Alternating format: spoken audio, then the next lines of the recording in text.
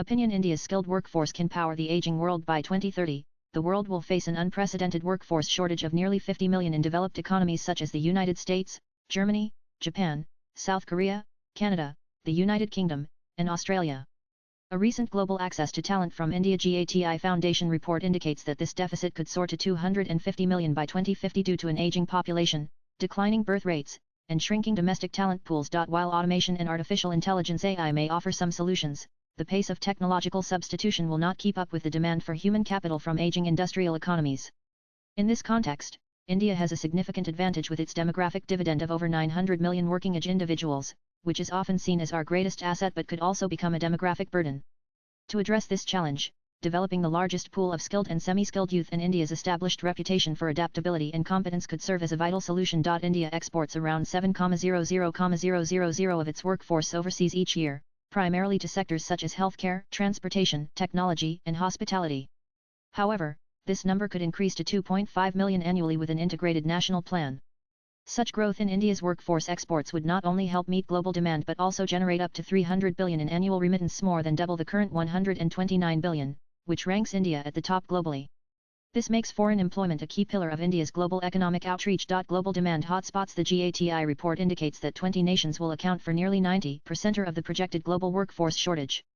The United States will require 11 to 12 million additional workers, followed by the United Kingdom 5 to 6 million, South Korea, Poland, Hungary, and the Czech Republic 4 to 5 million each, Germany and Russia 3 to 4 million each, and Japan 2 to 3 million.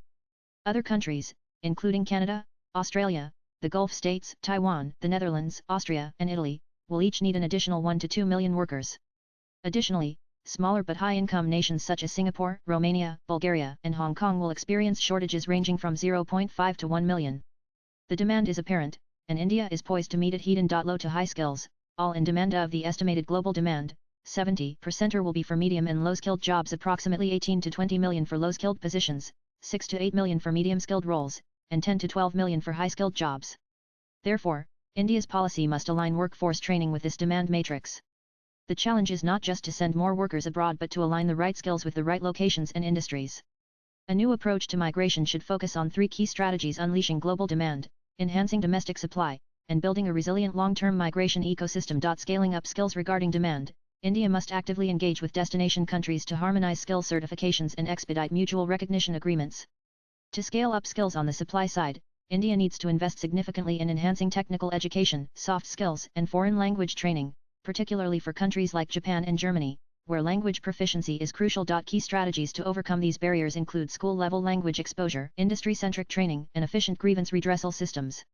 Some forward-thinking state governments are already making progress. For instance, certain Delhi government schools have started offering Japanese as a language option, and states like Telangana are pioneering returnee integration programs. However, these efforts require a nationwide approach and coordination. It is time for India to establish a centralized agency for global workforce mobility, similar to the Department of Migrant Workers in the Philippines or the Bureau of Manpower, Employment and Training in Bangladesh. Such an organization could unite all stakeholders: ministries, state governments, skill councils, recruitment agencies, and industry bodies to coordinate recruitment, ensure ethical migration practices, and monitor global demand in real time. Equally important is developing financial support options for migration to help cover travel, training, and placement expenses, particularly for low and middle-income workers. The country also needs robust welfare systems to protect Indian workers abroad and facilitate grievance redressal and reintegration support for returnees.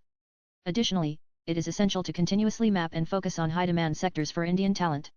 Beyond the traditionally prominent fields of healthcare, hospitality, domestic work, and logistics, India should also concentrate on emerging sectors such as green jobs and renewable energy, infrastructure development, digital public goods, and sustainability-linked startups, where skill gaps rapidly widen worldwide. Addressing migration barriers. Despite progress, several challenges remain. Indian qualifications are often not globally recognized, and workers face high migration costs along with risks of exploitation by unscrupulous agents. The political discourse surrounding immigration remains contentious in countries such as the US, Canada, and Australia, with much of the opposition focusing on illegal migration. However, skilled, structured, and lawful migration is a top priority for most developed economies, not out of goodwill, but due to economic necessity. These countries require sufficiently skilled staff to sustain growth, support aging populations, and maintain critical public services. This is where India, with its youthful population and expanding training infrastructure, can position itself as a credible global partner. Diplomatic push. Several initiatives have already been launched. For instance, Germany is expanding its skilled worker visa program, while Japan has increased the categories of apprenticeship visas available for Indians. There are ongoing discussions with Eastern European countries regarding recognizing Indian driving licenses. Meanwhile, India is signing government-to-government migration agreements with countries such as Australia, Austria, Denmark, Italy, and the UK. Through the Young Professionals Scheme, up to 3,000 Indians each year can reside and work in the UK for 2 years. 8-point strategy. India must implement an 8-point agenda to address these challenges effectively. First, it is essential to strengthen institutional coordination between central and state governments. Second, a national migration agency should be established, incorporating international best practices. Third, skill certification requirements need to align with global standards. Fourth, a national industry association should be created to oversee and facilitate international mobility. Fifth, frameworks for migrant financing and insurance should be developed. Sixth, a new regulatory system must be implemented to monitor recruitment agencies and prevent exploitation. Seventh, support for the reintegration of returnees should be enhanced. Finally, bilateral and multilateral agreements must safeguard labor rights and welfare. The way forward. Swipe left for next video. The developed world does not require capital, it requires skilled, mobile, and motivated individuals. As aging economies seek workforce support, India is uniquely positioned to provide this talent. With a cohesive strategy, legal and ethical frameworks, and a visionary approach, India can become the world's hub for credible, trained, and empowered individuals. The next wave of growth will not be driven by capital or commodities, but by a capable workforce. The writer is a co-founder and MD of Orain International, a training partner with the National Skill Development Corporation (NSDC), and a network member of India International Skill Centers, an initiative of GOI. Views expressed in the above piece are personal and solely those of the author. They do not necessarily reflect NEWS18's views. Latest blogs.